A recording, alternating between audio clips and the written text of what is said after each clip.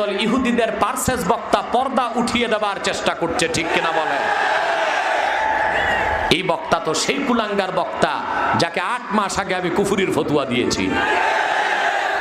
এই কুলাঙ্গার বক্তাকে যখন আমি কুফুরির ফতুয়া দিয়েছিলাম, এই দেশের একদল মৌলবী আমার বিরোধিতায় কলম ধরেছে, শানিত বক্তব্য দিয়েছে, আমাকে অশ্রাব্য ভাষায় গালিগালাজ করেছে। আর সেসব মৌলবীরাও এই মৌলবীর বিরুদ্ধে কথা বলতে বাধ্য হচ্ছে, কারণ এই কুলাঙ্গার বক্তা বাংলাদেশের ইতিহাসে কোন আলেম এই রকম লাগামহীন বক্তব্য দেয় নাই।